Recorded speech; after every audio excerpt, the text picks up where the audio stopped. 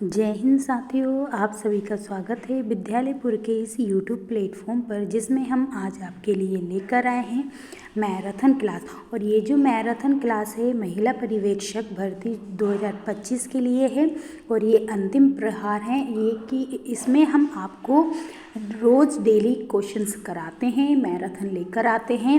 हमारी एक जो है अब एक जो मैराथन है वो आपकी हर एक टॉपिक से चल रही है, मतलब कि एक क्लास में हम एक टॉपिक के कम से कम 60-70 क्वेश्चन आपको कंप्लीट कराते हैं। तो एक टॉपिक वाली और एक ही ये जो मैराथन रहेगी, इसमें हम आपको पूरे मिक्स क्वेश्चंस कराएंगे। ये वाली मैराथन में हम आपको हर एक टॉपिक के मिक्स क्वेश्चन, मतलब कि पूरे टॉपिक के मिक्स क्वेश्चन इसमें आपको पूरा कराया जाएगा। तो आपके लिए ये 2 क्लास, इसमें आपको है ना CDP के क्वेश्चंस भी देखने को मिलेंगे और आपका है ना मैनेजमेंट से संबंधित क्वेश्चन भी देखने को मिलेंगे। आपके कंप्यूटर से संबंधित क्वेश्चंस भी देखने को मिलेंगे। तो ये सारी जो रहेंगे ये आपको इसमें मिक्स मैराथन क्लास है, मतलब मिक्स क्वेश्चन की मैराथन क्लास है ये। और एक क्लास जो चल रही है वो आपकी टॉपिक से चल रही है, मतलब हर एक टॉपिक को लेंगे और उसके कम से कम 70-80 क्वेश्चन आपको एक ही क्लास में करवाएंगे। तो अब क्लासों को बिल्कुल भी आप है ना इग्नोर नहीं करेंगे, आप बिल्कुल क्लास को पूरा देखेंगे। और क्लास को आप लोग शेयर नहीं कर रहे हैं, पता नहीं क्यों। तो आप लोग सब लोग पहले एक बार क्लास को शेयर ज़रूर कर देंगे, क्लास को शेयर ज़रूर करा करें आप लोग। हम लोग आपके लिए मेहनत से इतना अच्छा क्लास लेके आते हैं, इतना अच्छा कंटेंट लाते हैं, इतने अच्छे क्वेश्चंस लेकर आते हैं, आप लोग क्लास को शेयर नहीं करते हैं, तो ये गलत बात है। आप प्लीज़ क्लास को ज़्यादा से ज़्यादा शेयर कीजिए और क्लास को लाइक ज़रूर कीजिए। अगर क्वेश्चंस अच्छे लगें लाइक भी कीजिए। और आपने चैनल को अभी तक सब्सक्राइब नहीं कर रखा है तो चैनल को सब्सक्राइब भी कर लें और क्लास को पूरा वॉच करें, एक एक क्वेश्चंस को बहुत अच्छे से देखें, डीपली देखें। तो आपके लिए ये जो मैराथन है एक बार फिर से बता देते हैं, आपको एक मिक्स क्वेश्चन की मैराथन मिलेगी जिसमें हर एक सब्जेक्ट मिलेगा, चाहे वो कंप्यूटर के क्वेश्चंस हों या फिर मैनेजमेंट के क्वेश्चंस हों या फिर है ना आपके पोषण और आहार स्वास्थ्य से संबंधित क्वेश्चन हों या फिर आपके CDP से संबंधित क्वेश्चन हो। हर एक सब्जेक्ट के क्वेश्चन मिलेंगे। और एक जो चल रही है टॉपिक वाली मैराथन चल रही है, तो टॉपिक वाली मैराथन में आपको रोज़ डेली मैराथन के थंबनेल पे टॉपिक लिखा दिखेगा और उसी टॉपिक से कम हम आपको 80-90 70-80-90 जो जितने भी क्वेश्चन बन जाएँ आपके उस टॉपिक से उतने क्वेश्चन आपको करवाएंगे। तो इन दोनों क्लासों को बहुत अच्छे से देखिए और क्लास को शेयर ज़रूर कीजिए, है ना। तो चलिए अब हमारी क्लास को स्टार्ट कर देते हैं, लेकिन सभी लोग एक बार क्लास को शेयर ज़रूर करेंगे, है ना। शेयर आप लोग नहीं कर रहे हैं, पता नहीं क्यों नहीं कर रहे हैं, लेकिन आप क्लास को शेयर ज़रूर कीजिए। चलिए अब हम कोई भी आपका टाइम नहीं लेते हैं, क्लास को स्टार्ट कर देते हैं। और सभी लोग क्लास में क्वेश्चन आपके आंसर्स जो हैं हमें कमेंट बॉक्स में ज़रूर लिख के बताइएगा। हर एक क्वेश्चन के आंसर को कमेंट बॉक्स में टिप कर दीजिए। और PDF के लिए हमारे टेलीग्राम चैनल को आप ज्वाइन कर सकते हैं, वहाँ से इसकी PDF मिल जाएगी आपको। टेलीग्राम चैनल की जो लिंक है वो हमारे इसी क्लास के डिस्क्रिप्शन बॉक्स में दे देंगे, तो वहाँ से आप क्लास के जो है टेलीग्राम चैनल को भी ज्वाइन कर सकते हैं, ठीक है। चलिए अब क्वेश्चन हम स्टार्ट कर देते हैं। सभी लोग आंसर हमारे साथ साथ आंसर लगाते हुए चलेंगे, ठीक है। चलिए तो पहला क्वेश्चन आज का है कि राष्ट्रीय रुर्बन मिशन में केंद्रीय स्तर पर अधिकार प्राप्त समिति के प्रभारी कौन होते हैं। जो कि राष्ट्रीय रुर्बन मिशन हुए उसके अंतर्गत जो केंद्रीय स्तर पर, किस स्तर का बात कर रहा है वो, केंद्रीय स्तर पर जो अधिकार प्राप्त समिति होती है उसका प्रभारी किसको बोला गया है। ग्रामीण विकास के केंद्रीय मंत्री को, या फिर राज्य मंत्री, या फिर ग्रामीण विकास मंत्रालय के, और या फिर सचिव जो कि ग्रामीण विकास मंत्रालय के सचिव हैं उनको, या फिर संयुक्त सचिव को। बताइए। तो एक चीज़ तो कंफर्म हो चुकी है कि इसमें ग्रामीण विकास मंत्रालय का ही कोई रहता है, ठीक है। तो जो राष्ट्रीय रुर्बन मिशन केंद्रीय मतलब कि मिशन में केंद्रीय स्तर का जो अधिकार प्राप्त जो समिति का प्रभारी होता है वो कौन होता है, तो याद रखें सचिव होता है। कौन होता है? सचिव होता है। जो ग्रामीण विकास मंत्रालय का सचिव जो रहता है वो ही क्या रहता है, इस समिति का प्रभारी होता है, ठीक है। तो राइट आंसर क्या हो जाएगा, सचिव होता है, ग्रामीण विकास मंत्रालय का सचिव। चलिए नेक्स्ट क्वेश्चन देखते हैं। नेक्स्ट क्वेश्चन आपकी स्क्रीन पर आ चुका है, सभी लोग लगाएंगे कि विटामिन सी का रासायनिक नाम क्या है। बताइए विटामिन सी का रासायनिक नाम क्या है? एसिटिक अम्ल है या फिर सिट्रिक अम्ल या फिर अच्छा रासायनिक नाम तो इसका वैसे या फिर लैक्टिक अम्ल या फिर एस्कॉर्बिक अम्ल। बताइए सभी लोग आंसर लगाते हुए चलेंगे कि विटामिन सी क्या होता है। तो जो मसूड़ों में खून वगैरह आता है तो इसके कारण, इसकी कमी के कारण ही से ही आता है, ठीक है। मसूड़े में खून आना है ना, दांतों में क्या कहते हैं मुख से ना मतलब स्मेल आना गंदी, वो सब कुछ किसके, विटामिन सी की कमी के कारण होता है। तो विटामिन सी का जो रासायनिक नाम है, केमिकल नेम है, वो क्या है, एस्कॉर्बिक एसिड नाम है। क्या नाम है? एस्कॉर्बिक एसिड है। अच्छा इसमें अगर पूछा जाए कि विटामिन सी से क्या मिलेगा, तो सिट्रिक अम्ल मिलेगा। देखते हैं क्या मिलेगा इससे, सिट्रिक अम्ल मिलेगा। तो सभी याद रखें है ना, ठीक है। इसका नाम पूछा था, याद रखें, इधर क्या पूछा था, नाम पूछा था, तो इसलिए हमने एस्कॉर्बिक एसिड नाम रखा है। लेकिन विटामिन सी से कौन सा एसिड मिल जाता है, तो सिट्रिक मतलब खट्टे फलों में से सिट्रिक एसिड मिलेगा, ठीक है। इस टाइप से आ जाएगा। तो नाम इसका एस्कॉर्बिक एसिड है, ठीक है। चल नेक्स्ट देखते हैं, नेक्स्ट क्या है। नेक्स्ट क्वेश्चन क्या है,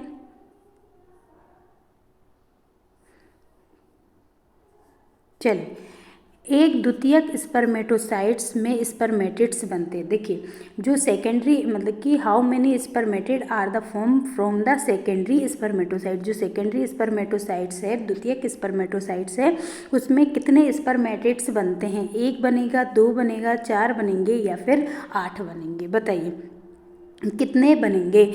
तो याद रखें आप कि जो द्वितीयक स्पर्मेटोसाइट्स होते हैं उसमें 2 जो हैं स्पर्मेटिड्स बनते हैं। कितने बनते हैं? 2 स्पर्मेटिड्स बनते हैं। तो राइट आंसर क्या हो जाएगा, 2, ठीक है।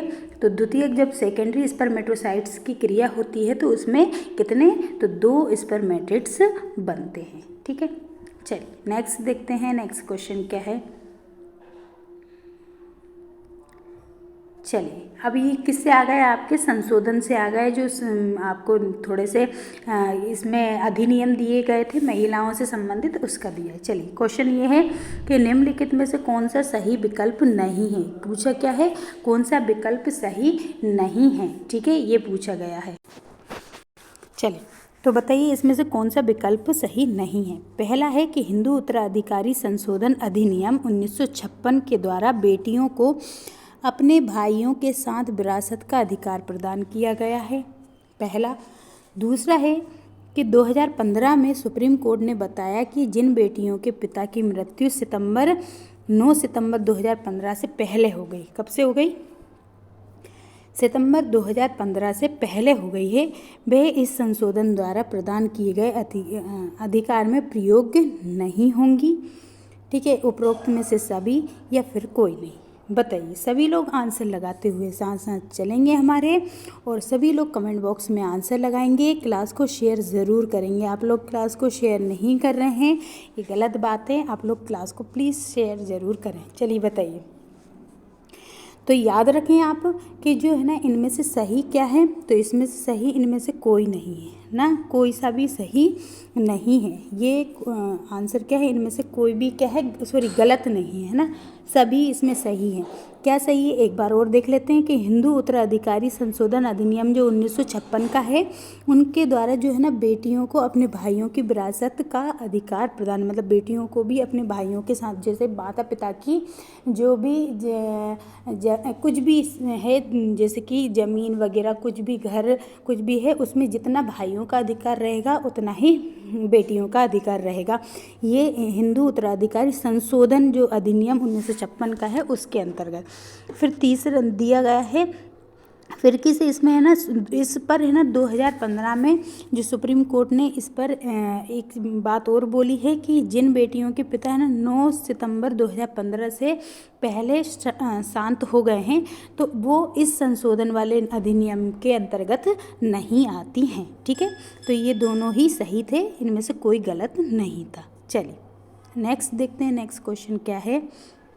अब कंप्यूटर से आ गया है, हमने बोला है कि ये जो मिक्स क्वेश्चन की क्या चल रही है, मैराथन चल रही है मिक्स क्वेश्चन की, तो इसमें आपको हर टॉपिक का, हर सब्जेक्ट का क्वेश्चन मिलेंगे। ठीक है, चलिए एक प्रकार से आपका ये है ना पेपर चल रहा है ना, ये क्या है, एक पेपर है। बताइए कि आपके कितने क्वेश्चन इसमें सही हो रहे हैं। बताइए कि कौन सी शॉर्टकट कुंजी प्रिंट व्यू के लिए इस्तेमाल की जाती है। जब हम किसी भी पेज का प्रिंट निकालना रहता है उससे पहले हम उसको एक बार देखते हैं कि कहाँ पर हमने सही चीज़ लिखी है या नहीं लिखी है। तो एक पहले प्रिंट करने से पहले एक जो व्यू देखा जाता है उसके लिए शॉर्टकट की बोल रहे हैं कि कौन सा है, Ctrl+Shift+1 या आई। ठीक है, Ctrl+I या फिर Alt+I या फिर Alt+Ctrl+I। बताइए कौन सा शॉर्टकट देखते हैं। आपका MS वर्ड, MS ऑफिस जो है आपका टॉपिक है, तो याद रखें ये ज़रूर क्वेश्चंस आने की संभावनाएं हैं। ठीक है, तो देखिए इसका राइट आंसर क्या हो जाएगा कि जो शॉर्टकट कुंजी होती है अगर प्रिंट व्यू देखने के लिए तो वो होती है कौन सी, Alt+Ctrl+I। तो इससे हम क्या देखते हैं, प्रिंट व्यू देख लेते हैं। तो राइट आंसर क्या हो जाएगा हमारा, फोर्थ राइट आंसर हो जाएगा। ठीक है, जो डी दिया है ये क्या है, राइट आंसर हो जाएगा। ठीक, चलिए नेक्स्ट क्वेश्चन देखते हैं। नेक्स्ट क्वेश्चन क्या है, नेक्स्ट क्वेश्चन है कि ग्रामीण विकास मंत्रालय के कितने विभाग हैं। ग्रामीण विकास जो मंत्रालय है उसके कितने विभाग हैं। How many department are there in the ministry of rural department. ठीक है, 2 हैं, 3 हैं, 4 हैं या 5 हैं। बताइए कितने हैं।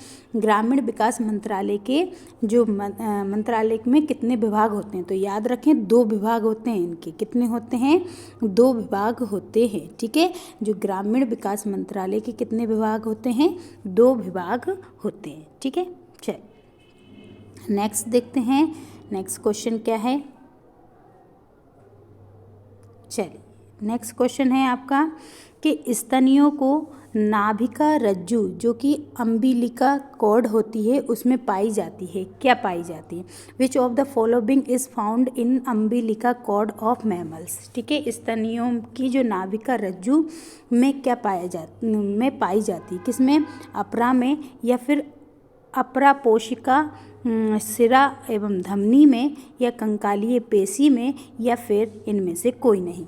तो जो स्तनियों में जो नाभिका रज्जु होती है, नाभिका रज्जु का नाम है अम्बिलिका कॉर्ड जो होती है, उसमें क्या, तो उसमें याद रखें अपरा पोशिका सिरा और धमनी में पाई जाती है। किसमें, अपरा सिरा पोशिका मतलब कि एलेंटोइक वेन और आर्टरीज में ये क्या होती है, पाई जाती है। तो राइट आंसर क्या हो जाएगा, अपरा पोशिका सिरा एवं धमनी। ठीक है, चलिए नेक्स्ट क्वेश्चन देखते हैं। नेक्स्ट क्वेश्चन क्या है,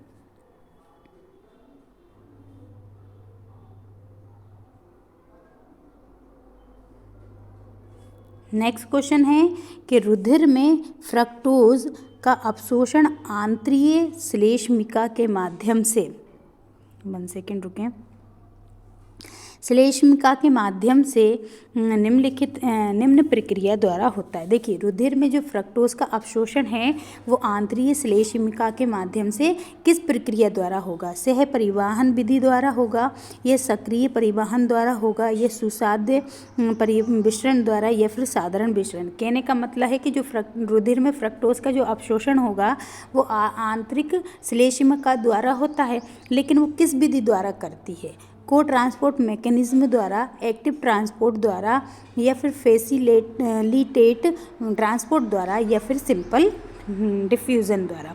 तो रुधिर में फ्रक्टोज का अवशोषण किस विधि द्वारा होगा, तो याद रखें सक्रिय परिवहन द्वारा होता है। किसके द्वारा होता है, एक्टिव ट्रांसपोर्ट के द्वारा होता है। ठीक है, सक्रिय परिवहन द्वारा होता है।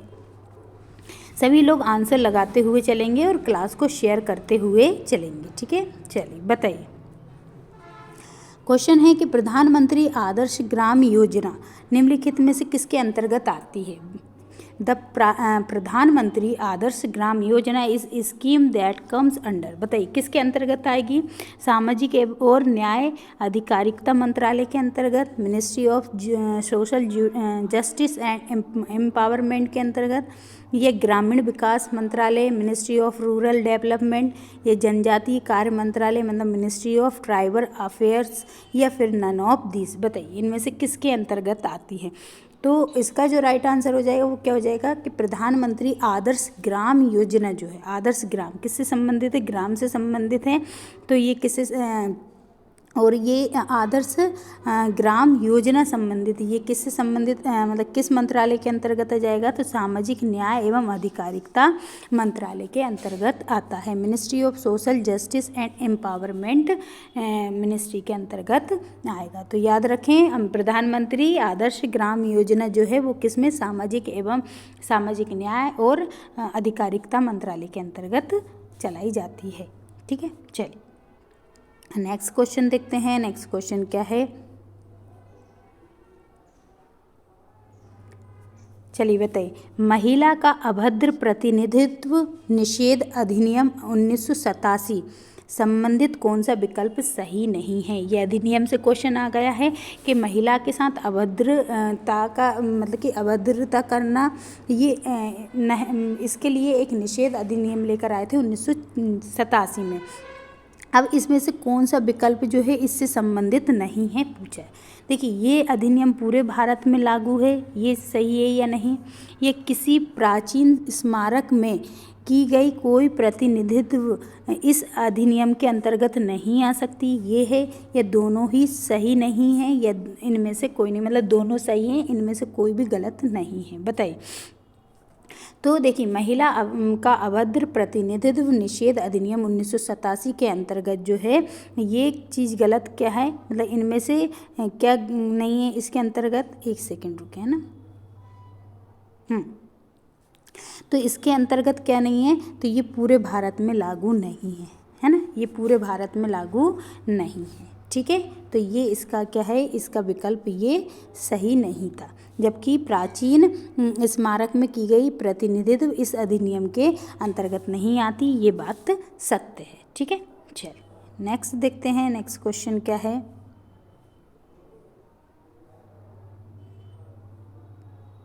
बताइए। कंप्यूटर से संबंधित क्वेश्चन आ गया कि सेलों को मर्ज करने के लिए जो सेल होती है ना, जैसे एक्सेल में ये क्या होती है, रो होते हैं, ये कॉलम होते हैं, रो कॉलम से मिलके सेल बनती हैं, ऐसे ही आगे बन जाएंगी। तो ये एक सेल जो है, एक ये सेल है, ये सेलों को अगर आपस में मर्ज करना है तो कौन सा टेप उपयोग करेंगे। Merge tape, number tape, style tape या फॉन्ट टेप। बताइए कौन सा टेप है जो इसमें हम क्या करेंगे, मर्ज मतलब इसका उपयोग करेंगे आपस में इकट्ठा करने के लिए। तो इसका जो राइट आंसर हो जाएगा वो क्या हो जाएगा, कौन सा टेप यूज़ करेंगे, तो मर्ज करना है तो मर्ज टेप का उपयोग करेंगे। ठीक है, किसका उपयोग करेंगे, मर्ज करने के लिए अलग अलग सेल हैं ये, इनको आपस में एक साथ लाना है, तो इसके लिए हम क्या कर देंगे, मर्ज टेप का उपयोग करेंगे। और उपयोग करने के बाद ये आपस में क्या हो जाएंगे, पूरी सेल एक साथ मर्ज हो जाएंगी। ठीक है, चलिए नेक्स्ट क्वेश्चन देखते हैं। नेक्स्ट क्वेश्चन क्या है, बताइए। घरेलू हिंसा से महिला संरक्षण अधिनियम 2005 संबंधी निम्न में से कौन सा विकल्प सही नहीं है। देखिए घरेलू हिंसा से महिला संरक्षण अधिनियम कब का है, 2005 का है, और इसमें कौन सा विकल्प सही नहीं है। इस अधिनियम में मानसिक एवं शारीरिक अपहानि दोनों शामिल हैं, ये शामिल नहीं है, मतलब ये संबंधित नहीं है। या फिर इस अधिनियम में बालक का अर्थ 18 वर्ष से कम उम्र का व्यक्ति, ये, या फिर उपरोक्त दोनों, या उपरोक्त में से कोई नहीं। देखिए नहीं पूछा है, कौन सा नहीं है। जो घरेलू हिंसा में महिला संरक्षण अधिनियम 2005 का है उसमें कौन सा विकल्प नहीं आएगा कि ऐसे मतलब ये अधिनियम मानसिक और शारीरिक अपहानि दोनों शामिल हैं इसमें। ठीक है, और इसमें बालक का अर्थ बोला है कि जो 18 साल का कम से कम का व्यक्ति है उसे बालक बोलेंगे। तो बताइए इनमें से कौन सा सही नहीं है। तो याद रखें इनमें से कोई भी विकल्प सही नहीं है, इनमें से कोई नहीं है, ठीक है, कोई भी नहीं, ठीक है। तो इसमें से सही विकल्प कौन सा नहीं है ये पूछा था, तो इनमें से कोई से विकल्प ऐसे नहीं है जो गलत हैं, सभी सही हैं। इसमें है ना, अधिनियम में मानसिक एवं शारीरिक अपहानि दोनों शामिल की गई है। और बालक किसको बोला है, जो 18 वर्ष से कम का व्यक्ति है वो क्या है, बालक की श्रेणी में आएगा, ठीक है। चल नेक्स्ट देखते हैं, नेक्स्ट क्या है, कंप्यूटर से संबंधित है कि इस स्लाइड लेआउट पैनल में डिफ़ॉल्ट रूप से टेक्स्ट लेआउट के लिए कितने लेआउट उपलब्ध हो सकते हैं। देखिए स्लाइड किस में होती है, तो स्लाइड पावर पॉइंट में होती है। किस में होती है, पावर पॉइंट में स्लाइड बनती हैं। और इसमें क्या होता है कि डिफ़ॉल्ट पूछा, डिफ़ॉल्ट बाय डिफ़ॉल्ट अगर पूछता वो बाय डिफ़ॉल्ट कितने आते हैं ना, तो देखिए बाय डिफ़ॉल्ट में कितनी आ जाएंगी, तो याद रखें बाय डिफ़ॉल्ट का पूछता तो एक स्लाइड आपके सामने जब भी आप खोलते हैं तो एक स्लाइड तो दिखाई देती है ना, एक लेआउट तो दिखाई देता है, तो बाय डिफ़ॉल्ट एक होता। लेकिन इसने बोला कि डिफ़ॉल्ट रूप से कितने लेआउट हो सकते हैं, तो हम डिफ़ॉल्ट मतलब हम कितने सेट कर सकते हैं, तो 4 कर सकते हैं। कितने, इस टाइप से 4 कर सकते हैं, 1 2 3 4, तो कितने कर सकते हैं बाय डिफ़ॉल्ट, 4 कर सकते हैं, ठीक है। बाय डिफ़ॉल्ट कितनी होती है, एक हो जाता। बाय डिफ़ॉल्ट जब आप है ना किसी भी प्रोग्राम को कर रहे हैं तो स्लाइड लोगे तो आपके सामने एक स्लाइड आके दिख जाएगी, ये बाय डिफ़ॉल्ट आई थी, है ना, आपने कोई सेट नहीं कर रखा था, कुछ नहीं। लेकिन यहाँ पर डिफ़ॉल्ट में पूछा है कि आप सेट करेंगे तो कितने लेआउट मतलब कि कितने लेआउट उपलब्ध होंगे, तो कितने हो जाएंगे, फिर 4 लेआउट तक हो सकते हैं, ठीक है। चलिए नेक्स्ट देखते हैं, नेक्स्ट क्वेश्चन क्या है।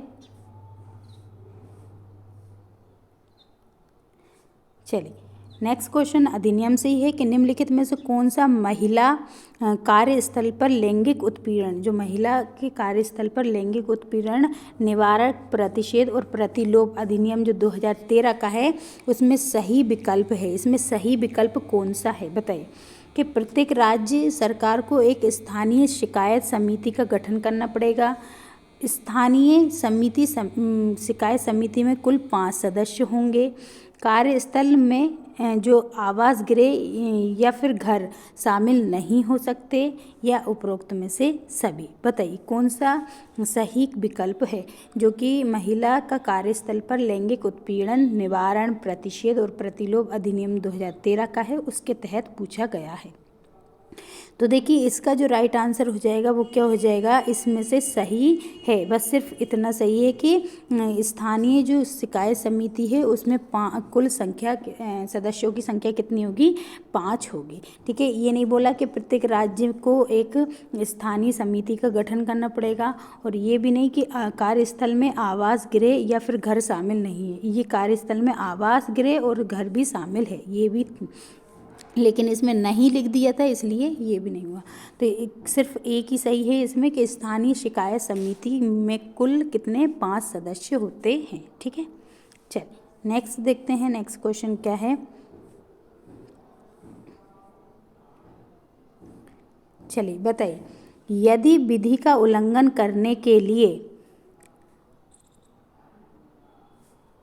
यदि विधि का उल्लंघन करने के लिए अविकथित बालक को पुलिस पकड़ लेती है, तब बालक को निम्न में से किसके प्रभार में सौंपा जाए। कहने के मीन से कोई भी ऐसी विधि है जिसका बालक ने क्या किया, उल्लंघन, कानून का उल्लंघन कर दिया है, लेकिन वो क्या है, बालक है अभी, तो उसे पुलिस कस्टडी में मतलब किसको सौंपा जाएगा, किशोर न्याय बोर्ड को सौंपा जाएगा, मतलब कि जुवेनाइल जस्टिस बोर्ड को सौंपा जाएगा, या फिर बाल देखभाल सेवा संस्थान मतलब चाइल्ड केयर सर्विस एसोसिएशन को सौंपा जाएगा, या फिर राज्य बाल बोर्ड को, स्टेट चाइल्ड बोर्ड को, या फिर बाल कल्याण पुलिस अधिकारी को, मतलब कि चाइल्ड वेलफेयर पुलिस ऑफिसर को। बताइए कि कोई भी बालक है उसने अगर किसी भी कानून का उल्लंघन कर दिया है तो उस बालक को किसके प्रभार में सौंपा जाएगा, मतलब किसके अंडर में रखा जाएगा, किशोर न्याय बोर्ड के अंडर में, या बाल देखभाल सेवा केंद्र के संस्थान के अंतर्गत, या फिर राज्य बाल बोर्ड के अंतर्गत, या फिर बाल कल्याण पुलिस अधिकारी के अंतर्गत। बताइए किसके अंतर्गत रखा जाएगा। तो राइट आंसर क्या हो जाएगा? राइट आंसर हो जाएगा बाल कल्याण पुलिस अधिकारी के अंतर्गत, मतलब चाइल्ड वेलफेयर पुलिस ऑफिसर के अंतर्गत उसको उनके प्रभार में उसको सौंपा जाएगा। ठीक है, किसके प्रभार में? बाल कल्याण पुलिस अधिकारी के प्रभार में उसको क्या कर दिया जाएगा? सौंपा जाएगा। ठीक है, चलिए नेक्स्ट क्वेश्चन देखते हैं। नेक्स्ट क्वेश्चन क्या है? नेक्स्ट क्वेश्चन है नेक्स्ट क्वेश्चन है कि 8 मार्च 2017 को कितने नारी शक्ति पुरस्कार दिए गए थे? ये 2017 का है, ये अभी का पूछ सकता है, लेकिन फिर भी आप 2017 के पेपर का क्वेश्चन है तो इसलिए 2017 में कितने को दिया गया था तो ये कोई मैटर नहीं करता। अब ये नया वाला आएगा, है ना? तो कमेंट बॉक्स में लिखकर बताइए कि 2024 में कितनी नारी शक्तियों को पुरस्कार मिला था, है ना? कितनी महिलाओं को नारी शक्ति पुरस्कार दिया गया था, याद रखना। उसमें से एक MP की भी थी। अब बताइएगा कमेंट बॉक्स में, इसका आंसर ज़रूर लिख के बताइएगा। ये आपके लिए होमवर्क है। ठीक है, ये क्या है? आपके लिए होमवर्क है। चलिए नेक्स्ट क्वेश्चन देखते हैं। नेक्स्ट क्वेश्चन है कि अस्पताल में इलाज के खर्च की कितनी राशि राष्ट्रीय स्वास्थ्य बीमा योजना के तहत मिलती है, रक्षित की गई है? जो अस्पताल में इलाज करवाएंगे तो खर्च का कितनी राशि जो है राष्ट्रीय स्वास्थ्य बीमा योजना के तहत दी जाएगी? 30,000 रुपये, 40,000 रुपये या फिर 50,000 रुपये या फिर 60,000 रुपये? बताइए, what amount the hospitalisation expenses does the Rashtriya Swasthya बीमा योजना कवर? बताइए, राष्ट्रीय स्वास्थ्य बीमा योजना के तहत कितनी राशि दी जाती है? तो याद रखें 60,000। अगर आप अस्पताल में अपना इलाज कराते हैं तो आपको 60,000 रुपये तक जो है राष्ट्रीय स्वास्थ्य बीमा योजना के अंतर्गत मिलेंगे। ठीक है, चलिए नेक्स्ट क्वेश्चन देखते हैं। नेक्स्ट क्वेश्चन क्या है?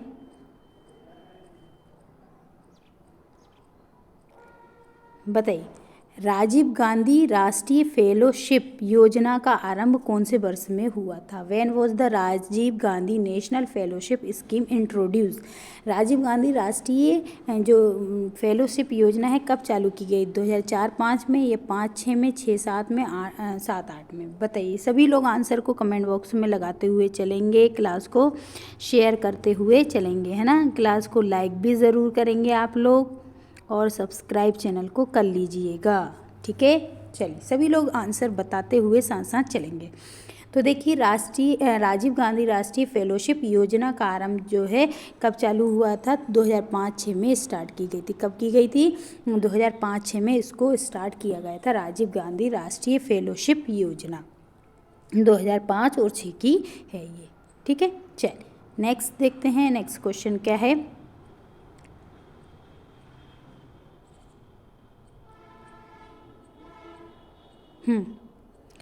बताइए, निम्नलिखित में से कौन सा डेटाबेस ऑब्जेक्ट डेटा रखता है? इनमें से कौन सा एक डेटाबेस है जो कि ऑब्जेक्ट डेटा रखता है? ऑब्जेक्ट वाला, टेबल्स या फिर फॉर्म्स या रिपोर्ट्स या फिर क्वेरीज? बताइए, क्वेरीज।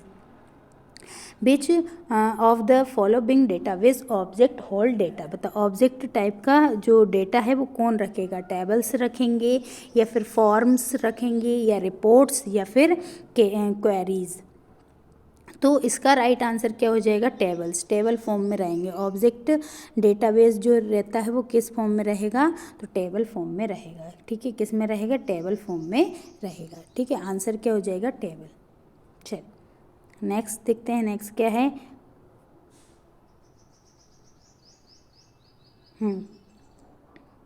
बताइए, राजीव गांधी पंचायत सशक्तिकरण अभियान का लक्ष्य है कि किस सूची के क्षेत्रों में ग्राम सभाओं का सशक्तिकरण किया जाए? बताइए, 5वीं सूची, 6ठी, 7वीं या 8वीं? किस सूची में ग्राम से संबंधित दिया गया है कि राजीव गांधी पंचायत सशक्तिकरण अभियान का लक्ष्य है कि सूची 5 या सूची 6 या सूची 7 या 8 के क्षेत्रों में ग्राम सभाओं में का सशक्तिकरण किया जाए?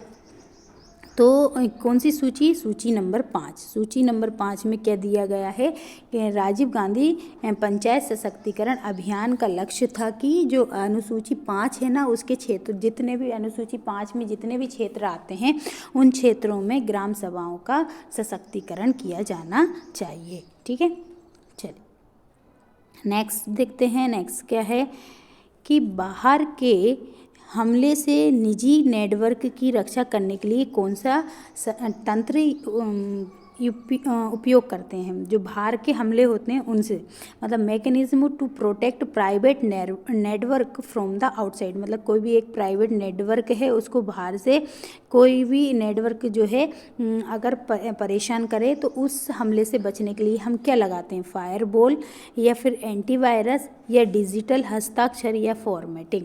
तो ऐसे अगर बोला जाए कि बाहर के हमले से निजी नेटवर्क की रक्षा करने के लिए, तो अगर देखिए एंटीवायरस तो वायरस से बचने के लिए करेगा, है ना, और डिजिटल हस्ताक्षर तो सेफ्टी के लिए, हम सिक्योरिटी के लिए रखते हैं। फॉर्मेटिंग तो होगा नहीं, फायरवॉल का यूज़ करते हैं। किसका करते हैं? फायरवॉल जो रहती है वो क्या करती है? हमारे नेटवर्क को बचाने का काम करती है, हमारे नेटवर्क की रक्षा करती है। जो अनक्रिप्टेड कोई भी नेटवर्क या फिर कोई भी है ना, जैसे अभी बहुत सारा क्या चल रहा है, तो जो साइबर क्राइम चल रहा है, तो इन साइबर से बचने के लिए क्या किया जाता है? फायरवॉल का उपयोग किया जाता है। ठीक है, चलिए बताइए ड्यूल स्टैक क्या है? ड्यूल स्टैक क्या है?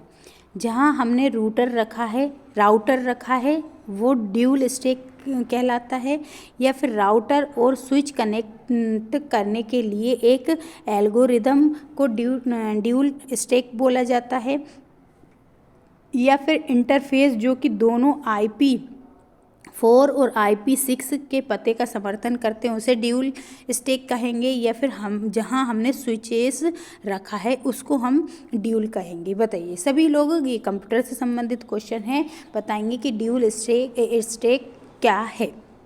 जहाँ हमने राउटर रखा है वो, या राउटर और स्विच कनेक्ट होते हैं वो एल्गोरिदम, या जहाँ पर इंटरफेस, दोनों इंटरफेस हो, चाहे IP4 हो या IP6 हो, उन दोनों का समर्थन कर रहा हो वो, या फिर इनमें से स्विचेस रखा गया हो वो। तो याद रखें ड्यूल स्टैक किसको बोलेंगे? तो ड्यूल मतलब कि दोनों, है ना, ड्यूअल बोलते हैं ना, जिसमें ड्यूअल मेमोरी या ड्यूअल सिम कार्ड आते हैं ना, 2 सिम लग जाती हैं। तो इसी तरीके का जो ड्यूअल मीन्स होता है डबल, मतलब एक इंटरफेस जो 2 IP पते का समर्थन कर सके, IP4 और IP6 दोनों का समर्थन कर सके, उसे क्या कहते हैं? ड्यूअल स्टैक कहा जाता है। क्या कहा जाता है? ड्यूअल स्टैक कहा जाता है। ठीक है, चलिए नेक्स्ट क्वेश्चन देखते हैं कि निम्नलिखित में से कौन से अधिनियम के अनुसार आंतरिक शिकायत समिति का गठन अनिवार्य है? देखिए इनमें से कौन सा अधिनियम है जिसके तहत अगर आंतरिक शिकायत मतलब कि आंतरिक शिकायत समिति का गठन करना अनिवार्य हो जाता है? तो पहला है कि महिलाओं के अश्लील प्रतिनिधित्व निषेध अधिनियम 1986 के तहत, या फिर महिलाओं का कार्यस्थल पर लैंगिक निवारण प्रतिषेध और प्रतिलोप अधिनियम 2013 के तहत, या फिर अनैतिक देह व्यापार रोकथाम अधिनियम 1956 के तहत, या घरेलू हिंसा में महिला संरक्षण अधिनियम 2005 के तहत। बताइए इनमें से कौन सा अधिनियम है जिसके तहत आंतरिक शिकायत समिति का गठन करना अनिवार्य होता है? तो राइट आंसर इसका क्या हो जाएगा? तो इसका राइट आंसर हो जाएगा जो महिलाओं, ये है ना, महिलाओं का कार्यस्थल पर लैंगिक उत्पीड़न निवारण प्रतिषेध और प्रतिलोप अधिनियम 2013 के तहत क्या किया जाता है?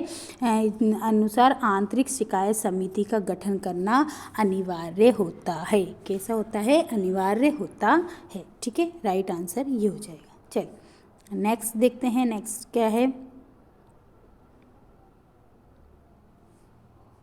चलिए नेक्स्ट क्वेश्चन है स्वच्छ स्वस्थ सर्वस्त्र निम्नलिखित में से कौन सी योजना का मिश्रण है? मतलब स्वच्छ स्वस्थ और सर्वस्त्र ये किस योजना के मिश्रण हैं? स्वच्छ भारत अभियान और कायाकल्प का मिश्रण है। यह स्वच्छ बच्चे स्वस्थ भारत और स्वच्छ भारत अभियान के अंतर्गत आया है। यह कायाकल्प और स्वच्छ बच्चे स्वस्थ भारत इन दोनों का मिश्रण है, या फिर स्वच्छ भारत अभियान और प्रधानमंत्री स्वास्थ्य सुरक्षा योजना इनका मिश्रण। बताइए कि पूछा गया स्वच्छ स्वस्थ सर्वस्त्र एक योजना चलती है, ये योजना किन 2 या 3 योजनाओं का मिश्रण है? तो ये जो है ना, ये किसका है? तो ये स्वच्छ भारत अभियान और कायाकल्प जो है इसका मिश्रण है। कौन सा? स्वच्छ स्वस्थ और सर्वस्त्र इन दोनों अभियान या दोनों योजनाओं का क्या है? मिश्रण है। कौन कौन सा? स्वच्छ भारत अभियान और कायाकल्प का मिश्रण है। ठीक है, चल नेक्स्ट देखते हैं। नेक्स्ट क्वेश्चन क्या है, बताइए। नेक्स्ट क्वेश्चन है कि मनुष्य के अंडे होते हैं, मनुष्य के अंडे कैसे होते हैं? मीजोलेसीथल होते हैं, या माइक्रोलिसीथल होते हैं, या योगहीन होते हैं, या मैक्रोलेसीथल होते हैं? बताइए किस तरीके के होते हैं? मनुष्य के ह्यूमन एग आर लेसीथल होते हैं, लीसीथल होते हैं, योगहीन होते हैं, या फिर मैक्रोलेसीथल होते हैं। तो जो मनुष्य के अंडे होते हैं वो कैसे होते हैं? योगहीन, मतलब इनके अंदर क्या नहीं होता है? एसीथल नहीं हो, मतलब एसीथल होते हैं, ये एल्केसीथल होते हैं। ठीक है, इनमें योक नहीं होता है। जैसे कि एक अंडे में पीला पीला जो द्रव भरा रहता है जिसे हम योक कहते हैं, वो मनुष्य के अंडे में नहीं होता है। मतलब कि ये मीजोलेसीथल भी होते हैं, माइक्रोलिसीथल भी होते हैं और मैक्रोलिसीथल भी होते हैं, लेकिन अंडे में योक नहीं होता है, इसलिए योकहीन अंडे होते हैं। ठीक है, चलिए नेक्स्ट देखते हैं। नेक्स्ट क्वेश्चन क्या है,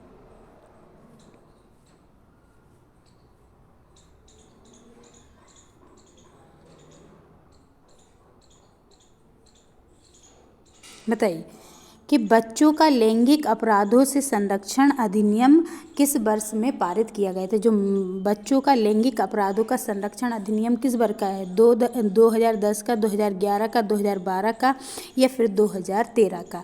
इन which year was the protection of children from sexual offence act passed? बताइए बच्चों का लैंगिक अपराधों से संरक्षण अधिनियम किस वर्ष में पारित हुआ था? 2010, 2011, 2012 या 2013? तो याद रखें कब हुआ था? 2012 में पारित हुआ था। कब हुआ था ये?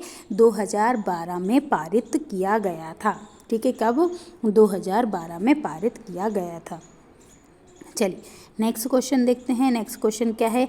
अब देखिए आपके क्वेश्चन कहाँ से आ चुके हैं, तो मैनेजरल स्किल जो होती है ना उससे संबंधित आ गए, मतलब मैनेजमेंट से संबंधित आ चुके हैं। अब सब लोग आंसर लगाना स्टार्ट करेंगे। ठीक है, हमने आपको बोला ही था कि ये कौन सी वाली चल रही है? मिक्स क्वेश्चन की क्लास चल रही है। इसमें आपको पूरे मिक्स्ड क्वेश्चन ही पढ़ाए जाएंगे। चलिए बताइए, क्वेश्चन आपका आ चुका है कि असमंजस मतलब सस्पेंस किसकी विशेषता होती? जो असमंजस में होते हैं, सस्पेंस में होते हैं, वो किसकी विशेषता होती? दंड संचित मतलब बार चार्ट की, या फिर चित्रात्मक संचित्र मतलब कि पिक्टोरियल चार्ट की, या फिर है ना उत्सुकताजनक संचित्र मतलब स्ट्रिप टीच चार्ट की, या फिर वृत्तखंड संचित्र मतलब पाई चार्ट की? बताइए कि जो असमंजस मतलब सस्पेंस होता है वो किस में दिखाया जाता है? बार चार्ट में दिखाया जाता है, पिक्टोरियल चार्ट में दिखाया जाता है, या स्ट्रिप टीच चार्ट में दिखाया जाता है, या फिर पाई चार्ट में दिखाया जाता है? तो याद रखें आप, ये जो आंसर है इसका क्या हो जाएगा? जो आपका स्ट्रिप टीच चार्ट होता है, उत्सुकताजनक संचित्र होता है ना, स्ट्रिप टीच चार्ट, उसमें असमंजस या मतलब सस्पेंस की विशेषता होती है। इसमें सस्पेंस बहुत ज़्यादा होता है। इस चार्ट में क्या होता है? सस्पेंस में होते हैं। ठीक है, तो right answer strip teach chart हो जाएगा। चलिए नेक्स्ट देखते हैं। अब आपके पूरे किससे संबंधित आ गए हैं? तो ये मैनेजमेंट से संबंधित आ गए हैं। सभी लोग आंसर लगाते हुए चलेंगे। संचार की परिभाषा का गर्भित अर्थ है। संचार की जो परिभाषा है उसका मतलब क्या होता है? संचार अधिकांश शाब्दिक मतलब मौखिक होता है, यह संचार अधिकांश लिखित होता है, सिर्फ लिखकर ही कर सकते हैं, यह अधिकांश संचार ऊर्ध्व दिशा में होता है, यह संचार करने के लिए समझना आवश्यक होता है। बताइए इसकी सबसे अच्छी परिभाषा कौन सी हो सकती है। संचार के बारे में दिया है, the definition of communication implies that, बताइए क्या हो जाएगा कि संचार अधिकांश शाब्दिक मतलब मौखिक होता है, संचार अधिकांश लिखित ही होगा, अधिकांश संचार ऊर्ध्व दिशा में होता है, संचार करने के लिए समझना आवश्यक होता है। बताइए इनमें से क्या हो जाएगा। तो याद रखें इसकी अगर देखें तो संचार करने के लिए समझना आवश्यक है। क्या है, संचार करने के लिए समझना आवश्यक होता है। तो ये संचार की परिभाषा का गर्वित अर्थ होता है। ठीक है, चलिए नेक्स्ट क्वेश्चन देखते हैं। नेक्स्ट क्वेश्चन क्या है, सभी लोग आंसर लगाएंगे कि कौन सा समूह विधि मतलब कानून द्वारा बनता है। कौन सा समूह जो है कानून द्वारा बनेगा, विवाह या फिर संलग्नता या फिर अनुरंजन या फिर मतलब अनुरंजन को प्रणयचारक कोर्टशिप बोलेंगे या फिर उपरोक्त में से सभी। कौन सा जो है वो कानून द्वारा बनाया जाता है, कौन सा समूह, बताइए। मैरिज, इंगेजमेंट मतलब संलग्नता मतलब इंगेजमेंट या फिर कोर्टशिप या फिर ऑल ऑफ दिस। तो देखिए कोर्टशिप तो आ जाएगा, कानून के द्वारा हो रहा है, ठीक है। और हमारे विवाह मतलब कि जो मैरिज है वो भी एक क्या होता है, कानून विधि के अंतर्गत ही आता है, मान्यता मिलती है उसको। और इंगेजमेंट भी, तो ये सभी जो हैं वो किसके अंतर्गत आ जाएंगे, सभी ये लोग जो हैं विधि कानून द्वारा बनता है। ये सारे किसके द्वारा बन रहे हैं, कानून के द्वारा ही बनते हैं। चलिए नेक्स्ट क्वेश्चन देखते हैं। नेक्स्ट क्वेश्चन क्या है, चलिए समान पूर्वज मूल को कहते हैं। जो समान पूर्वज मूल को क्या कहते हैं, विद्यालय मतलब समान पूर्वज जो रहते हैं उन उसके मूल को क्या कहते हैं। Origin from the same ancestors are known as, विद्यालय या फिर संगोत्रत मतलब किनशिप या आस पड़ोस के लोग या फिर उपरोक्त में से कोई नहीं। बताइए समान पूर्वज मूल होते हैं जो है ना, समान मूल के, देखिए अगर जिनके पूर्वज सेम हो है ना, वो देखिए विद्यालय के तो हो नहीं सकते, आस पड़ोस के हो नहीं सकते, संगोत्र कौन से होते हैं, जिनका गोत्र सेम होता है, किनशिप सेम होती है, वही क्या कहलाते हैं, उनके पूर्वज क्या होंगे, समान होते हैं, है ना, उनके ही पूर्वज समान कहलाएंगे, जिसका गोत्र क्या होगा, समान होगा। ठीक है, चलिए नेक्स्ट देखते हैं। नेक्स्ट क्या है, क्वेश्चन है कि पहली पंचवर्षीय योजना की अवधि क्या है। What is the period of first 5 year plan. बताइए पहली पंचवर्षीय योजना कब आई थी।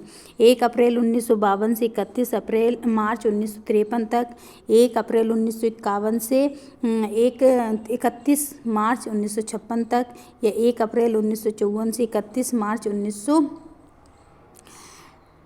कितना हो जाएगा 56 तो ये कितना आ जाएगा 59 तक आ जाएगा ना, 4-5 तक। ठीक है, फिर आ जाएगा 1 अप्रैल 1900 मतलब 53 से लेके 1958 तक। बताइए सभी लोग आंसर देंगे कि किस वर्ष आया था। ठीक है, बताइए किस वर्ष आया था। तो याद रखें पहली पंचवर्षीय योजना जो है वो 1 अप्रैल 1951 में आई थी और 1956 तक, 31 मार्च 1956 तक चली थी। ठीक है, तो पहली पंचवर्षीय योजना कब है, 1 अप्रैल 1951 से लेके 31 मार्च 1956 तक थी। ठीक है, राइट आंसर क्या हो जाएगा, 20 का राइट आंसर हो जाएगा। ठीक है, चलिए अब बताएंगे दूसरी पंचवर्षीय योजना की रूपरेखा किसने बनाई थी। चरण सिंह ने बनाई थी, फजल अली ने बनाई थी, या पीसी महानोबिस द्वारा, या फिर कुंजरू द्वारा। बताइए दूसरी पंचवर्षीय योजना में किसका मॉडल सबसे ज़्यादा विख्यात हुआ था। बताइए कौन सा मॉडल कि चरण सिंह या फजल अली या फिर पीसी महानोबिस या फिर कुंजरू। सब लोग आंसर लगाते हुए चलेंगे। तो देखिए दूसरी पंचवर्षीय योजना जो है वो उसमें जो पीसी महालनोबिस हैं उनका मॉडल काम करा था इसमें, है ना, उनके मॉडल पे बनाई गई थी। दूसरी पंचवर्षीय योजना को किस मॉडल पर आधारित थी, तो महालनोबिस के मॉडल पे आधारित थी, पीसी महालनोबिस। ठीक है, चलिए नेक्स्ट क्वेश्चन देखते हैं।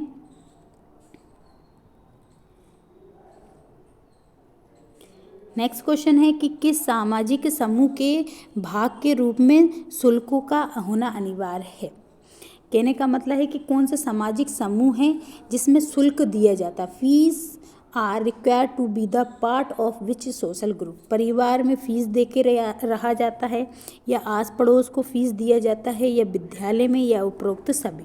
तो देखिए फीस कहाँ भरी जाती है, तो फीस कहाँ भरी जाती है, स्कूल्स में। कहाँ पर भरी जाती है, स्कूल्स में, है ना। तो किस सामाजिक समूह के भाग के रूप में शुल्क का होना अनिवार्य होता है, मतलब कि इनमें से कौन से समूह से जुड़ने के लिए आपको शुल्क देना अनिवार्य है, तो वो क्या है, स्कूल, ठीक है, विद्यालय में दिया जाता है। चलिए नेक्स्ट देखते हैं। नेक्स्ट क्वेश्चन है कि नेतृत्व की लोकतांत्रिक शैली निहित है। इनमें से कौन से नेतृत्व की लोकतांत्रिक शैली में निहित होती है। The state with the democratic style of leadership.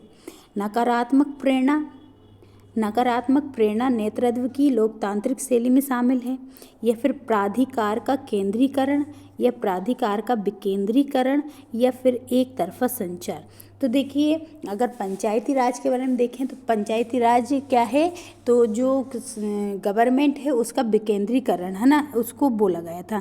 तो विकेंद्रीकरण मीन्स होता है आप डिसेंट्रलाइज, किसी एक चीज़ को केंद्र में रखकर आप काम नहीं करेंगे, इसको क्या करेंगे, सब छोटे छोटे भागों में उसको डिवाइड करेंगे ताकि हर एक व्यक्ति तक उसकी पहुंच हो सके।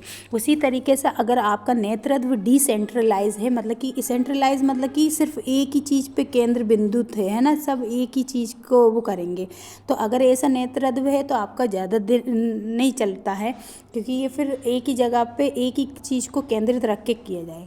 फिर नकारात्मक भी नहीं हो सकता आपका, और एक तरफा भी एक ही एक व्यक्ति को प्रोत्साहन दोगे तो ये भी नहीं चलेगा। तो आपका नेतृत्व कैसा होना चाहिए, डिसेंट्रलाइज होना चाहिए, विकेंद्रीकृत होना चाहिए, ठीक है, सब पर ध्यान जाए, ठीक। चलिए नेक्स्ट देखते हैं। नेक्स्ट क्या है, नेक्स्ट क्वेश्चन है कि यदि समूह में कार्य करने की योग्यता और इच्छा दोनों हो तो उपयुक्त नेतृत्व शैली कैसी है। अगर देखो अगर पूरा समूह एक ग्रुप है, उसके सभी मेंबर क्या हैं, उनकी है ना कार्य करने की जो योग्यता है और इच्छा दोनों ही क्या है, उपयुक्त नेतृत्व की शैली है, तो वो क्या होगा, बताना मतलब कहना उसको कहा जाएगा, या बेचना, या भाग लेना, या फिर प्रतिनियुक्ति मतलब कार्य सौंपना। बताइए यदि समूह में कार्य करने की योग्यता और इच्छा दोनों हो तो उपयुक्त नेतृत्व शैली किस तरीके की होगी। तो याद रखें सभी लोग क्या करेंगे, पार्टिसिपेट करेंगे, है ना, सभी लोग उसमें भाग लेंगे, है ना, कैसे करेंगे, भाग लेंगे, क्योंकि पूरे समूह में योग्यता है, इच्छा है, सब लोग साथ मिलके काम करें तो सब लोग उस समूह में क्या करेंगे, अपने मन से क्या करेंगे, पार्टिसिपेट करेंगे, तो क्या लेंगे, भाग लेंगे, ठीक है। चल नेक्स्ट क्वेश्चन देखें। नेक्स्ट क्वेश्चन क्या है, पूछा है कि 5वीं पंचवर्षीय योजना किसने तैयार की थी। देखिए सेकंड अभी हमने देखी कि महालनोबिस ने करी थी, किसने करी थी, महालनोबिस ने, ठीक है, महालनोबिस के मॉडल पे आधारित थी, ठीक है। अब ये पूछा गया है कि 5वीं पंचवर्षीय योजना किसने तैयार करी, महालनोबिस ने, या केसी पार्थ ने, या बघेला ने, या डीडी धार ने। बताइए 5वीं पंचवर्षीय योजना किसके अंतर्गत किसके लिए लाई गई थी। तो याद रखें 5वीं पंचवर्षीय योजना जो है डीडी धार, कौन सी, 5th पंचवर्षीय किसने तैयार करी थी, डीडी धार ने, और सेकंड किसने करी थी, तो सेकंड करी थी महालनोबिस ने। किसने की थी, सेकंड महालनोबिस ने, और 5th नंबर की डीडी धार ने की थी, ठीक है। चलिए नेक्स्ट देखते हैं। नेक्स्ट क्वेश्चन क्या है, नेक्स्ट क्वेश्चन है कि इनमें से किसे छोड़कर अन्य सभी विकल्प नेतृत्वकर्ता के रूप में उभरने वाले व्यक्तियों से संबंधित व्यक्तित्व अभिलक्षण हैं। मतलब कह रहा है कि इनमें से कौन सा एक मतलब किसी एक विकल्प को छोड़ दें और बाकी सब विकल्प जो रहेंगे एक नेतृत्वकर्ता के रूप में उभरने वाला, मतलब एक नेतृत्व कर मतलब कि एक ऐसा व्यक्ति नेतृत्व के भाग उसमें क्षेत्र में उभर रहा है तो उसके लक्षण कहलाएंगे।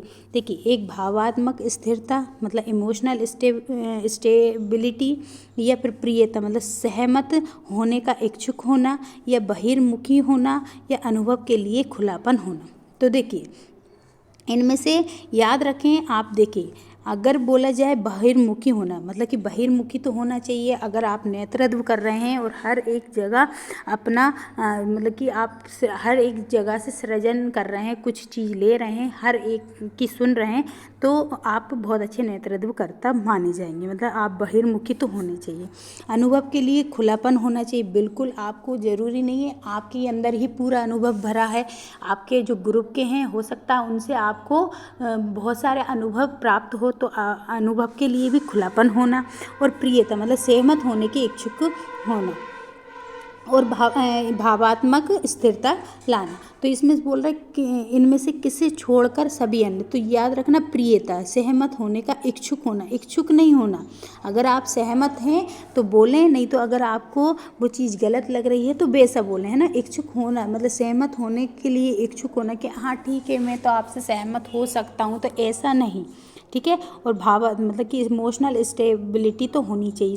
सबके साथ भावात्मक रूप से जुड़ेंगे तो आपकी भी सब लोग सुनेंगे। तो आपके अंदर कौन कौन से गुण, अगर नेतृत्वकर्ता बन रहे हैं तो भावात्मक स्थिरता भी होनी चाहिए, बहुमुखी भी होनी चाहिए, और आपके अनुभवों के लिए खुलापन भी होना चाहिए। लेकिन प्रियता मतलब एक किसी के लिए प्रियता नहीं होनी चाहिए। चल नेक्स्ट देखें, नेक्स्ट क्वेश्चन। चलिए नेक्स्ट बताइए, नेक्स्ट क्वेश्चन क्या है कि संचार को अपुष्ट मतलब कि ग्रेप बाइन संचार भी कहते हैं। इनमें से किसको ग्रेप बाइन संचार कहेंगे? Communication is also known as grapevine. बताइए किसको बोलेंगे? चलिए, तो संचार को अपुष्ट ग्रेपाइन संचार भी कहते हैं। किस संचार को कहते हैं? औपचारिक को या अनौपचारिक संचार को या पार्श्व संचार को या उपरोक्त में से किसी को नहीं। बताइए किस संचार को जो है ग्रेपाइन मतलब अपुष्ट संचार कहा जाता है? सभी लोग आंसर लगाते हुए चलेंगे, किसको कहा जाता है? तो राइट आंसर क्या हो जाएगा? जो अनौपचारिक संचार होता है, इनफॉर्मल जो संचार होता है, उसे संचार को अपुष्ट या ग्रेपबाइन संचार कहा जाता है। किस संचार को? अनौपचारिक संचार को कहा जाता है। ठीक है, चलिए नेक्स्ट क्वेश्चन देख लेते हैं। नेक्स्ट क्वेश्चन क्या है? नेक्स्ट क्वेश्चन है कि समूह और भिन्न व्यक्तियों का होता है। बताइए समूह किन भिन्न व्यक्तियों का? भिन्न इकाइयों के या परंपराओं का, कौशल का, या सभी का? बताइए कि समूह जो होता है भिन्न व्यक्तित्व का क्या होता है? इकाइयों का होता है या परंपराओं का होता है, कौशल का होता है, या इन सभी का ही होता है?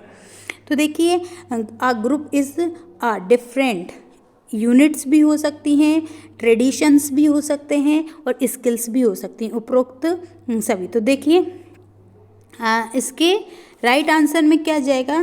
तो राइट आंसर क्या हो जाएगा कि जो ग्रुप होता है वो क्या होता है? अलग अलग इकाइयों का बना होता है। कैसा होता है? अलग अलग, मतलब a group is a unit of different personalities, है ना। अलग अलग पर्सनालिटीज़, अलग अलग व्यक्तियों का क्या होता है? ग्रुप होता है। ये एक यूनिट होती है, ठीक है, इकाई होती है। तो इसका राइट आंसर क्या हो जाएगा? इकाई हो जाएगा। ठीक है, चलिए नेक्स्ट क्वेश्चन है कि भारत सरकार ने किस योजना आयोग मतलब योजना आयोग स्थापित किया था? कब किया था योजना आयोग? ये तो योजना आयोग है। और ये भी बताएंगे कि नीति आयोग कब करा था, है ना। नीति आयोग कब बना था ये भी बताएंगे आप। और योजना आयोग तो बताएंगे ही कि भारत सरकार ने योजना आयोग जनवरी 1949 में लेकर आए थे, फरवरी 1951 में, या मार्च 1950 में, या मई 1948 में। योजना आयोग कब बना था और नीति आयोग कब बना? क्योंकि योजना आयोग को हटाकर फिर क्या कर दिया गया? नीति आयोग बनाया गया। और नीति आयोग कब बनाया गया? तो देखिए मार्च 1950 को तो योजना आयोग बना था। मार्च 1950 को योजना आयोग बना। फिर 1 अगस्त 2015 में, है ना, 1 अगस्त 2015 से फिर क्या लाए थे अपन? नीति आयोग आ गया। फिर कौन सा आ गया? नीति आयोग आ गया। किसके स्थान पर? योजना आयोग के स्थान पर। तो आप ये भी याद रखें, मार्च 1950 में तो योजना आयोग बना था, लेकिन फिर उसके प्लेस पर 1 अगस्त 2015 को नीति आयोग आ गया। ठीक है, चल नेक्स्ट क्वेश्चन देखते हैं। नेक्स्ट क्वेश्चन क्या है? नेक्स्ट क्वेश्चन है कि जो नेतृत्वकर्ता अपने भाषण तथा चरित्र में ईमानदार होता है वे दर्शाता है, किस चीज़ को दर्शाएगा?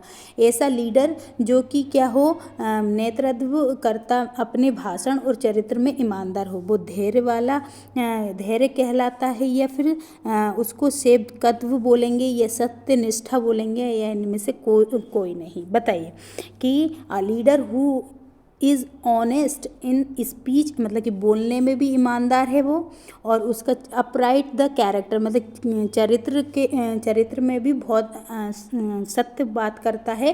तो ऐसे नेता या ऐसे नेतृत्वकर्ता को हम क्या कहते हैं?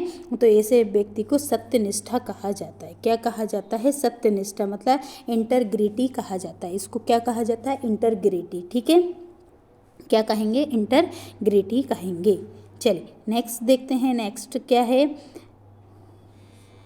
नेक्स्ट क्वेश्चन है कि अपने सामर्थ्य के शीर्ष तक पहुंचने की इच्छा को कहते हैं। देखिए, जितना आप में सामर्थ्य है और उसके शीर्ष तक पहुंचना, टॉप तक पहुंचना क्या कहलाता है?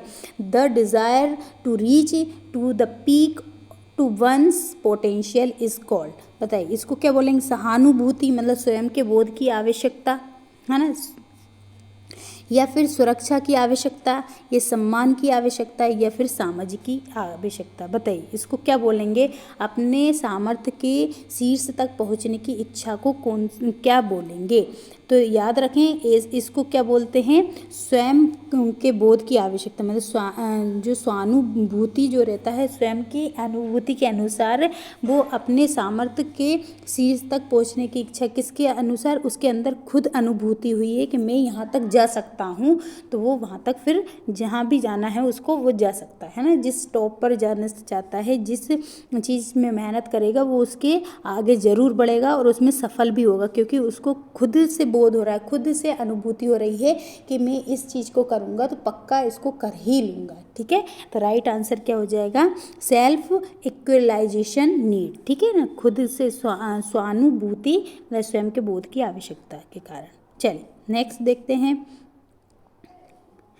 नेक्स्ट क्वेश्चन है कि साझा भाषा किस सामाजिक समूह का घटक है? साझा भाषा, ठीक है, सभी जो common language is factor of the which social group. देखिए कॉमन लैंग्वेज, हर एक व्यक्ति की उसमें कॉमन लैंग्वेज होगी। ठीक है, राजनीतिक ग्रुप, तो देखिए राजनीतिक ग्रुप में तो हर एक अलग अलग क्षेत्र से आते हैं, तो सबकी एक लैंग्वेज हो सकती, क्या हो सकता है उसमें? कोई इंग्लिश बोल रहा हो, कोई या फिर हिंदी में बात कर रहा हो, कोई मराठी में कर रहा हो, या कोई गुजराती में कर रहा हो, तो वो तो एक राजनीतिक ग्रुप है, पॉलिटिकल पार्टी, उसमें तो ग्रुप में तो हर एक क्षेत्र के आ सकते हैं।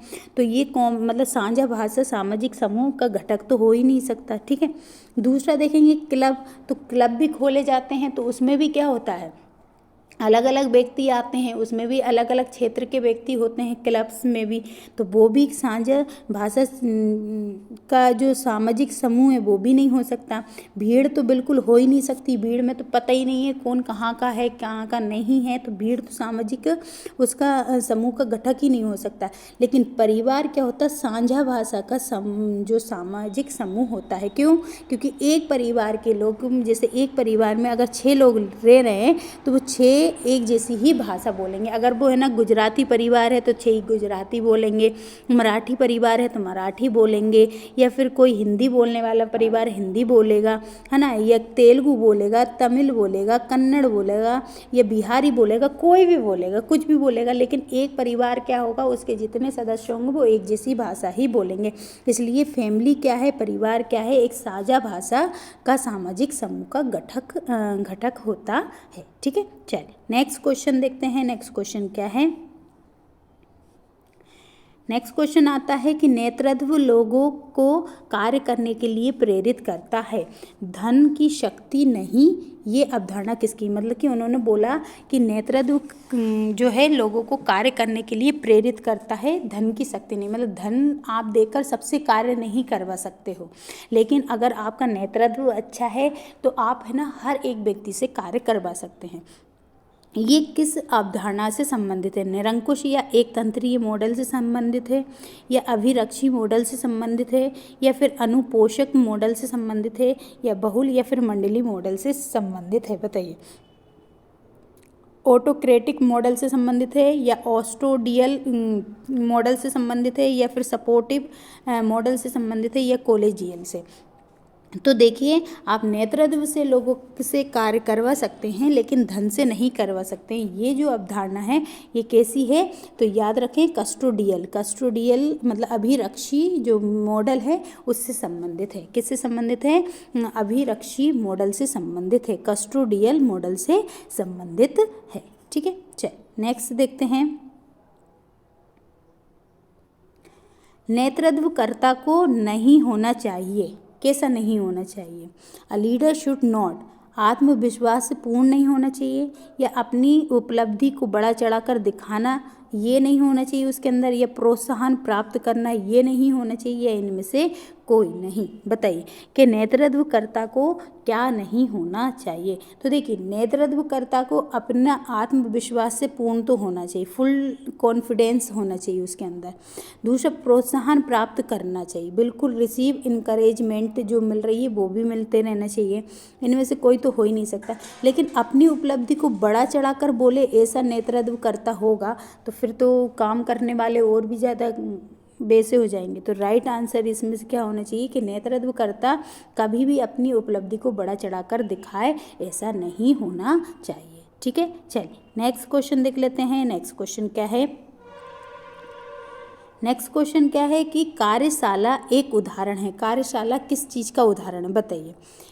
वर्कशॉप इज़ एन एग्जाम्पल, व्यक्तिगत पद्धति का उदाहरण है, फॉर्म का उदाहरण है, या फिर सामूहिक पद्धति का उदाहरण है, या सर्वजन पद्धति का उदाहरण है? बताइए। सभी लोग आंसर देंगे, कमेंट बॉक्स में आंसर लगाते हुए चलेंगे। क्लास को अभी तक देखिए, हमने आपसे एक बार भी अभी तक नहीं कहा, बहुत देर से। अब एक बार सभी लोग क्लास को शेयर ज़रूर कर दें और चैनल को सब्सक्राइब ज़रूर कर लें। और अगर आपने क्लास को लाइक नहीं किया है अभी तक तो क्लास को लाइक ज़रूर कर दें और क्लास को शेयर करते हुए ज़रूर चलें। सब लोग अभी हमारी क्लास को आप लोग शेयर नहीं कर रहे हैं, पता नहीं क्यों नहीं कर रहे हैं। तो प्लीज़ सभी लोगों से निवेदन है कि हम आप लोगों के लिए कितना अच्छे क्वेश्चंस लाते हैं, तो आप लोग क्लास को शेयर ज़रूर करें। चलिए बताइए कि कार्यशाला एक उदाहरण किसका है? व्यक्तिगत पद्धति का, फॉर्म पद्धति का, सामूहिक पद्धति का, ये सर्वजन पद्धति का।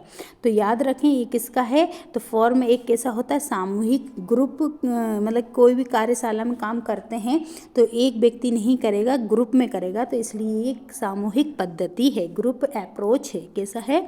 ग्रुप अप्रोच होता है, सामूहिक पद्धति है। कार्यशाला एक कैसी है? सामूहिक पद्धति है। ठीक है, चलिए नेक्स्ट क्वेश्चन देखते हैं। नेक्स्ट क्वेश्चन है कि अंतराल किस प्रकार के संचित चार्ट की विशेषता है? अंतराल जो है मतलब जो इंटरवल होता है are the feature of the which type chart? किस चार्ट में जो है बीच में इंटरवल बताते हैं? समय सारणी संचित्र में, मतलब कि टाइम टेबल चार्ट में, या फिर लाइन चार्ट में, या बार चार्ट में, या फिर ग्राफ चार्ट में? बताइए किस चार्ट में जो है वो अंतराल मतलब कि इंटरवल बताया जाता है? तो देखिए, अगर ये चार्ट की बात करें तो ये कौन सा होता है? तो टाइम टेबल का जो चार्ट होता है उसमें बीच बीच में इंटरवल भी बताया जाता है कि भाई ये 12 से 2 बजे तक, ठीक है, फिर क्या कहते हैं 1 से 2 बजे तक, फिर 2:30 बजे से लंच है, इस टाइप का ये नहीं बताते। तो इंटरवल के बारे में बताया जाता है किसमें? टाइम टेबल अगर कहीं का है तो उस चार्ट में इंटरवल ज़रूर बताया जाता है। ठीक है, चलिए नेक्स्ट देखते हैं। नेक्स्ट क्या है? बताइए कि भारतीय परमाणु ऊर्जा आयोग किस दौरान बना था? कौन सी पंचवर्षीय योजना के दौरान भारतीय परमाणु आयोग की स्थापना की गई थी? पहली पंचवर्षीय योजना के तहत, दूसरी पंचवर्षीय योजना के तहत, तीसरी पंचवर्षीय योजना के तहत, या फिर चौथी पंचवर्षीय योजना के तहत? The atomic energy commission of India was started during, बताइए, first 5 year plan, third 5 year plan, fifth 5 year plan, या 7th? तो देखिए भारतीय परमाणु ऊर्जा आयोग की स्थापना जो है या आरंभ किया गया था, वो कब किया गया था? तो याद रखें पहली पंचवर्षीय योजना के दौरान ही इसको आरंभ किया गया था। भारतीय परमाणु ऊर्जा आयोग का आरंभ जो है पहली पंचवर्षीय योजना के तहत किया गया था और ये 1951 से लेकर और मार्च 1956 तक चली थी। 31 मार्च 1956 तक चली थी। ठीक है, पहली पंचवर्षीय योजना। ठीक है, पांचवी पंचवर्षीय योजना जो है वो किस मॉडल पे है? तो अभी आया था डीडी धर जो मॉडल है उसके अनुसार बनाया गया था। ठीक है, और पहली पंचवर्षीय योजना में भारतीय परमाणु ऊर्जा आयोग की स्थापना की गई थी। चलिए नेक्स्ट देखते हैं। नेक्स्ट क्वेश्चन क्या है? नेक्स्ट क्वेश्चन है कि सामाजिक संबंध का मापन करने की समाज मिति नामक तकनीक में विकसित है। बताइए कौन सा है? सामाजिक संबंध का मापन करने के लिए जो समाज मिति नामक तकनीक है वो किससे संबंधित है? मतलब सोशियोमेट्री, जो सोशियोमेट्री है वो किस तकनीक से संबंधित है? मेजलो या जेम्स विक्टर या जेकब मोरेनो या फिर फ्रेडरिक हर्जबर्ग। तो देखिए सामाजिक संबंध का मापन करने के लिए समाज मिति का उपयोग करते हैं। किसका करते हैं? सामाजिक संबंध का मापन करने के लिए समाज मिति का उपयोग करते हैं, जिसे इंग्लिश में सोशियोमेट्री बोलते हैं। और ये जो तकनीक है ये किस तकनीक पर आधारित है? तो याद रखें जेम्स विक्टर पर ने विकसित की थी। ये तकनीक किसने विकसित की थी? जेम्स विक्टर ने इसको तकनीक को लाए थे। ठीक है, चल नेक्स्ट क्वेश्चन देख लेते हैं। नेक्स्ट क्वेश्चन क्या है? नेक्स्ट क्वेश्चन है कि किस पंचवर्षीय योजना में मनमोहन सिंह ने भारत की शिक्षा योजना कहा था? बताइए इनमें से किस पंचवर्षीय योजना को भारत की शिक्षा योजना कहा था? नवी पंचवर्षीय योजना को, 10वीं, 11वीं या 12वीं? तो मनमोहन सिंह जी ने किस पंचवर्षीय योजना को भारत की शिक्षा योजना कहा था? भारत की शिक्षा योजना। तो देखिए कौन सी? तो 11वीं पंचवर्षीय योजना थी। इसको क्या बोला गया था? मनमोहन सिंह जी द्वारा भारत की शिक्षा योजना कहा था। भारत की क्या कहा गया था? शिक्षा योजना कहा गया था। याद रखें आपको 11वीं पंचवर्षीय योजना को भारत की शिक्षा योजना कहा था। और ये किसने कहा था? तो मनमोहन सिंह जी ने कहा था। किसने कहा था? मनमोहन सिंह जी ने कहा था। चलिए नेक्स्ट क्वेश्चन देखते हैं। नेक्स्ट क्वेश्चन क्या है? नेक्स्ट क्वेश्चन है कि किस के दौरान हरित क्रांति ने भारत में कृषि को उन्नत बनाया? बताइए किस पंचवर्षीय योजना के दौरान हरित क्रांति आई थी? सिंपल सी बात है, किस पंचवर्षीय योजना के तहत हरित क्रांति आई थी? दूसरी पंचवर्षीय योजना या फिर चौथी या छठी या फिर 8वीं? बताइए किस पंचवर्षीय योजना के तहत आई थी? तो याद रखें जो चौथी पंचवर्षीय योजना है इसके तहत क्या आई थी? तो इसके तहत हरित क्रांति आई थी। चौथी पंचवर्षीय योजना के तहत हरित क्रांति आई और इस हरित क्रांति ने क्या करा? भारत में कृषि को बहुत उन्नत बनाया था। दूसरी पंचवर्षीय योजना महालनोबिस जो है, महालनोबिस इनके मॉडल पर आधारित थी। ठीक है, महालनोबिस के मॉडल पर आधारित थी। ये भी आप याद रखें। चलिए नेक्स्ट देखते हैं। नेक्स्ट क्वेश्चन क्या है?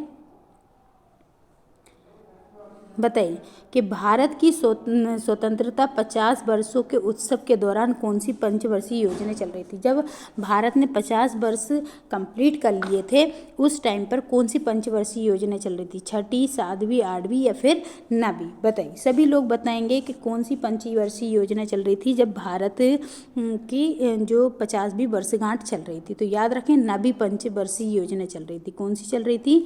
9वीं पंचवर्षीय योजना चल रही थी जब भारत की स्वतंत्रता के मतलब कि 50 वर्ष हो चुके थे तब। ठीक है,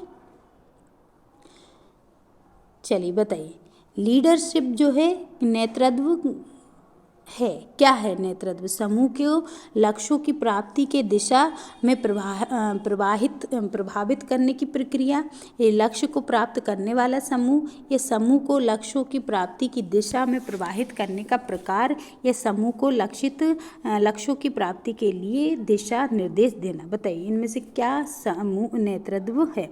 तो याद रखें नेतृत्व किसको बोलेंगे? तो नेतृत्व बोलेंगे समूह को लक्ष्यों की प्राप्ति के लिए दिशा प्रवाहित करने की प्रक्रिया है ना। समूह को लक्ष्यों की प्राप्ति की दिशा में प्रवाहित करना क्या कहलाता है? नेतृत्व कहलाता है। क्या कहलाता है? नेतृत्व कहलाता है। ठीक है, कुछ दो एक क्वेश्चन और बचे हैं। ठीक है, बताइए कि राष्ट्रीय आयोजना समिति नियुक्ति जवाहरलाल नेहरू की अध्यक्ष, आयोजना नहीं, राष्ट्रीय योजना समिति की नियुक्ति जो है जवाहरलाल नेहरू की अध्यक्षता में किस वर्ष में की गई थी? बताइए सभी। आयोजना समिति, नेशनल प्लानिंग कमेटी जो है उसकी जवाहरलाल नेहरू ने अध्यक्षता में किस वर्ष में इस समिति की मतलब कि नियुक्ति की गई थी? तो 1938 में। कब की गई थी इसको? 1938 में की गई थी। ठीक है, चलिए नेक्स्ट देखते हैं। थोड़ा सा एक दो और बचे हैं। मित्र मंडली के सदस्य किस प्रकार का सामाजिक समूह है? जो मित्र मंडली होती है, member in friend circle are type of which social group. बताइए किस टाइप का ग्रुप है? बहिर समूह मतलब आउट ग्रुप है, या अंतः ग्रुप मतलब कि इन समूह, या फिर है ना कार्यात्मक समूह, या फिर राजनीतिक। तो देखिए फ्रेंड्स जो है राजनीतिक नहीं होती है ना, कार्यात्मक ग्रुप भी नहीं, किसी उसमें काम नहीं कर रहे हैं। ये सारे के सारे कैसे होते हैं? अंतर समूह होते हैं, मतलब इन ग्रुप होते हैं। कौन से होते हैं? इन ग्रुप होते हैं। मतलब फ्रेंड सर्कल जो होता है वो कैसा ग्रुप होता है? इन ग्रुप होता है। ठीक है, चलिए बताइए अंतर क्रिया की बारंबारता किस समूह का घटक है? जो अंतर क्रिया होती है उसकी बारंबारता किस समूह का घटक होगा?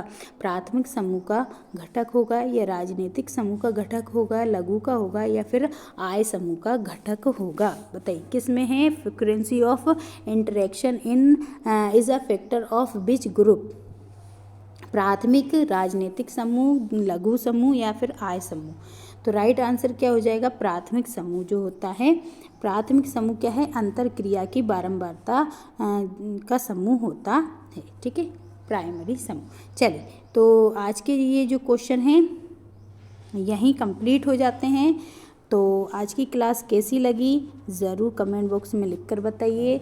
जाते समय क्लास को शेयर करके ज़रूर जाइएगा, क्लास को लाइक ज़रूर कर दीजिएगा। चैनल को अभी तक आपने सब्सक्राइब नहीं कर रखा है तो चैनल को सब्सक्राइब ज़रूर कर लें। सभी लोग क्लास से ज़्यादा जुड़ें, क्लास को ज़्यादा से ज़्यादा शेयर करें। अभी हमारी क्लास को आप लोग ज़्यादा शेयर नहीं कर रहे हैं।